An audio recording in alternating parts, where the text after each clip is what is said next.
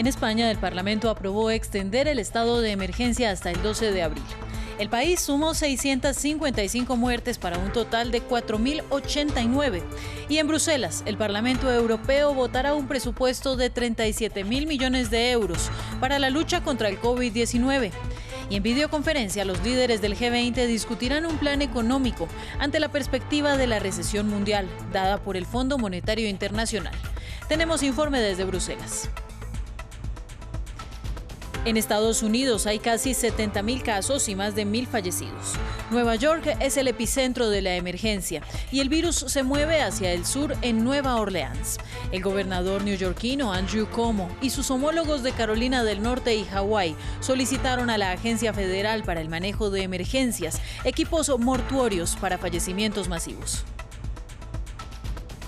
Y en América, las principales economías siguen evitando el aislamiento. Estados Unidos, Canadá, México y Brasil se resisten a decretar cuarentena. Sin embargo, en el país amazónico, los gobernadores siguen adelante con aislamientos regionales, a pesar de las críticas de Jair Bolsonaro. Y Bolivia ordenó el cierre de fronteras y el aislamiento ciudadano. Estamos con ustedes en France 24 para la actualización noticiosa de América Latina y del mundo. Iniciamos este informativo con las cifras mundiales del COVID-19. En el planeta hay 480.446 casos confirmados. También hay 21.353 fallecimientos y 115.003 pacientes recuperados. El gobierno español dice que está en una guerra sanitaria por conseguir material en los mercados internacionales, a medida que crece la curva de contagios y fallecimientos. En el país hay al menos 56.000 infectados y más de 4.000 muertos. En la madrugada de este jueves, el Parlamento autorizó la prórroga del estado de alarma hasta el próximo 11 de abril.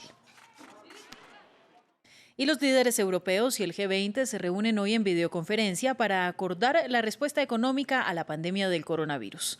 En Bruselas está nuestra corresponsal Esther Herrera.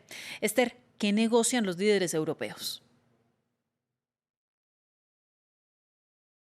Buenos días, Ángela. Como comentabas, todo el mundo está esperando grandes decisiones por parte de la Unión Europea, pero lo cierto es que, de nuevo, tal y como ocurrió con la pasada crisis económica, los países de la Unión Europea están paralizados, están totalmente paralizados con las diferencias entre el norte y el sur de la Unión Europea. Los líderes europeos deben discutir varias cuestiones encima de la mesa, por ejemplo, la creación de un plan para poder ayudar a los países más afectados por las consecuencias económicas del coronavirus. Ahora falta ver con qué condiciones se va a dar este dinero. ¿Será con más austeridad, tal y como ocurrió con los rescates entre 2010 y 2015? ¿Alguna teoría que apoyan países más duros, como por ejemplo Países Bajos o Alemania? O de lo contrario, también se va a hablar de un plan que puede ir más allá, como piden Francia, España o Italia, como por ejemplo la emisión de deuda pública conjunta de todos los países de la Unión Europea para que se puedan financiar con muchísima más facilidad, sin temor a que haya solo un país que tenga que pedir dinero, y entonces esto sería mucho más fácil para poderse financiar entre los mercados y hacer frente a la crisis económica. Esto es un plan que no gusta nada a países como Alemania. Según el borrador de las conclusiones al que ha tenido acceso France 24, se hablará también de un plan de inversión, un plan Marshall para reconstruir la Unión Europea en el futuro. Gracias, Esther. Y cambiamos de tema. Estados Unidos reporta casi 70.000 contagios y más de 1.000 fallecidos. El gobernador de Nueva York, Andrew Cuomo, y sus homólogos de Carolina del Norte y de Hawái solicitaron a la Agencia para el Manejo de Emergencias equipos para fallecimientos masivos. El virus ya tiene una fuerte presencia en el sur, particularmente en Nueva Orleans. Con los lugares más bulliciosos y emblemáticos de Nueva York prácticamente vacíos, el gobernador del estado aseguró que hay indicios de que las estrictas restricciones y el distanciamiento social podrían estar frenando la propagación del COVID-19. El domingo pasado la proyección era que las hospitalizaciones se duplicaran cada 2 días. El martes las proyecciones sugerían que las hospitalizaciones se duplicaban cada 4,7 días. Ahora eso es casi demasiado bueno para ser verdad. Pero la situación en la ciudad más densamente poblada del país sigue siendo grave. Un médico de emergencias compartió un vídeo con el The New York Times desde el interior de un hospital público abrumado por los casos de COVID-19, describiendo la situación como apocalíptica.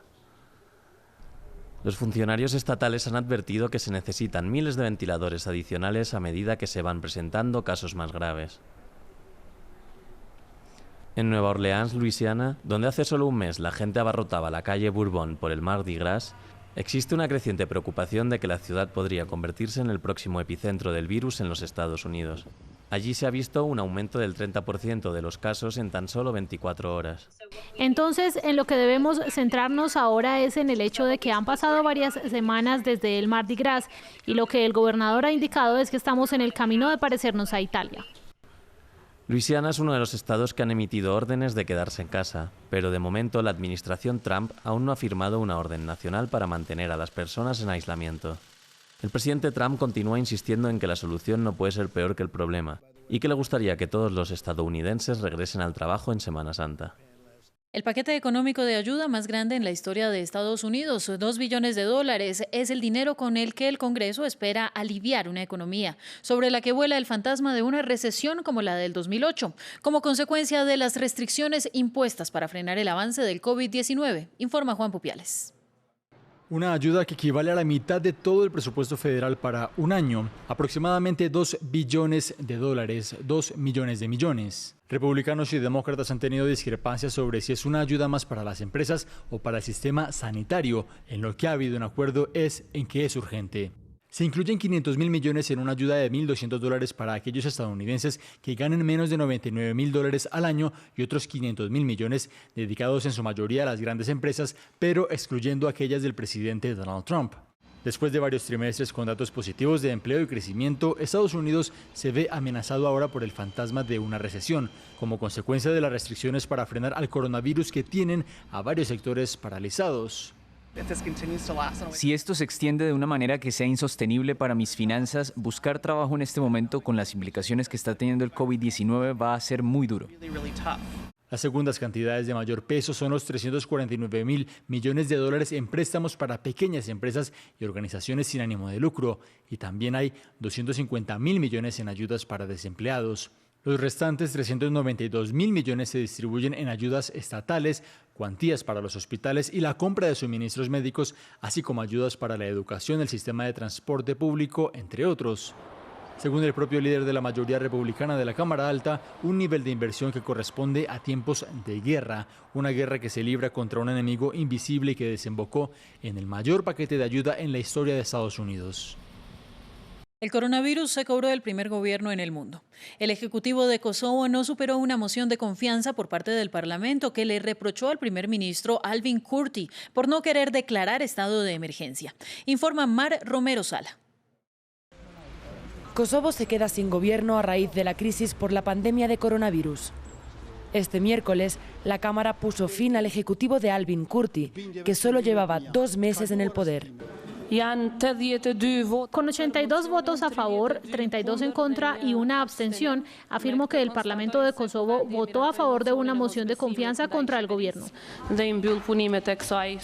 Fueron sus mismos compañeros de coalición de gobierno quienes impulsaron la moción de confianza por culpa de las discrepancias sobre cómo responder a la expansión del virus COVID-19. Kurti había rechazado declarar el estado de emergencia en el país balcánico, que registra 71 casos de contagio y una muerte. No lo siento por el gobierno y aún menos por mí. Siento estar haciendo esto a la ciudadanía. Primero, esta moción deja a los ciudadanos sin el gobierno que votaron. Segundo, deja a los ciudadanos sin el gobierno de reformas que iba a luchar contra la corrupción. Kurti también denunció que la crisis del coronavirus era una cortina para encubrir otras discrepancias dentro del gobierno. Por ejemplo, sobre la relación de Kosovo con el país que aún no reconoce su independencia, Serbia. La caída del gobierno deja a Kosovo sin liderazgo en plena pandemia, ya que no se pueden celebrar elecciones anticipadas precisamente por culpa de la emergencia sanitaria. En América, las principales economías siguen evitando el aislamiento. Estados Unidos y Canadá en el norte no decretan cuarentena general. Y en Latinoamérica, México y Brasil también se resisten. Sin embargo, varios gobernadores brasileños decidieron seguir adelante con sus medidas de aislamientos regionales, a pesar de las críticas del presidente Jair Bolsonaro. En su país ya hay 2.554 casos confirmados y 59 personas han muerto. Bolivia ordenó el cierre de fronteras y prohibió a los ciudadanos salir a la calle para tareas no esenciales cuando se registran 38 casos. En los últimos días, el no cumplimiento de la cuarentena ha subido el riesgo de contagio. Y por eso hoy anunciamos la declaración del estado de emergencia sanitaria para hacer cumplir esta cuarentena. Desde mañana jueves 26 de marzo a las 0 horas rige el estado de emergencia sanitaria en todo el país.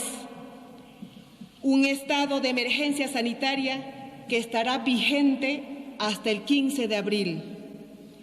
Corea del Sur fue durante un tiempo el segundo país más afectado por la pandemia de coronavirus. Se implementaron medidas para vencer el brote y hoy en día es un ejemplo de éxito gracias a la movilización de todo un país y al uso de tecnología de punta. Veamos el informe. Una carpa instalada en pocas horas en un parqueadero. Aquí se realizan pruebas sin necesidad que la persona se baje del vehículo. 2 muestras, todo en 10 minutos. Pongan guantes, por favor. 3 veces más rápido que en el hospital. 15.000 surcoreanos son sometidos a prueba cada día, un récord mundial. Normalmente hacemos 80 pruebas por día aquí, pero los días de fuerte influencia podemos hacer hasta 130. Ese sistema de pruebas en carro nos permite identificar muy rápido los contaminados y controlar mejor el virus. Entre más rápido hacemos las pruebas, más reducimos la cifra de muertos. Menos muertos significa también menos enfermos.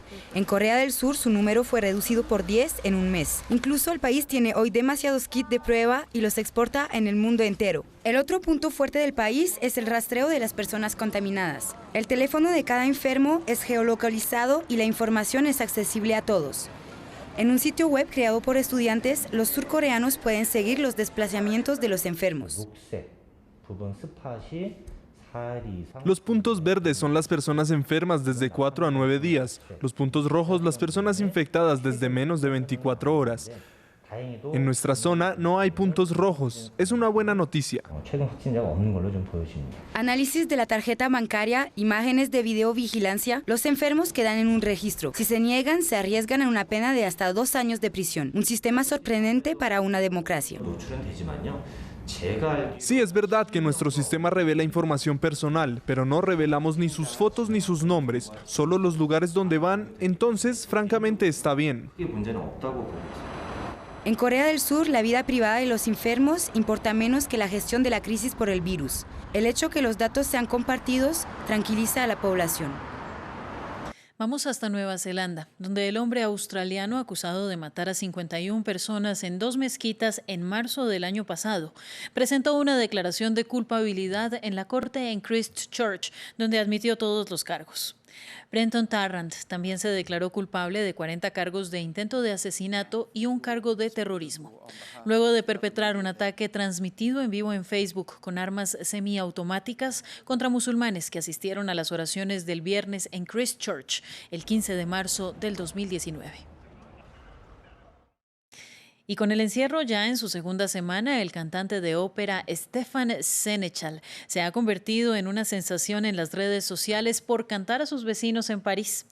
Ha cantado interpretaciones de la Marsellesa, el himno nacional francés, desde la ventana de su apartamento. El tenor francés incluso ha incursionado en la interpretación de canciones más fáciles de escuchar, como la versión de Barbra Streisand, Somewhere.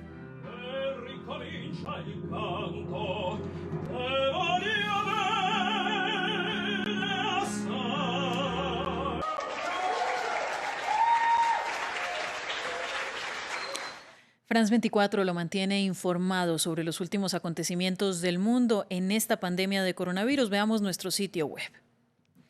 COVID-19 hoy. España reporta 635 fallecimientos en 24 horas y supera los 4.000. Y la situación infrahumana de jornaleros africanos en España se agrava por la crisis del COVID-19. Hasta aquí este informativo. Continúe con nosotros. Volvemos en minutos con más. Esto es France 24.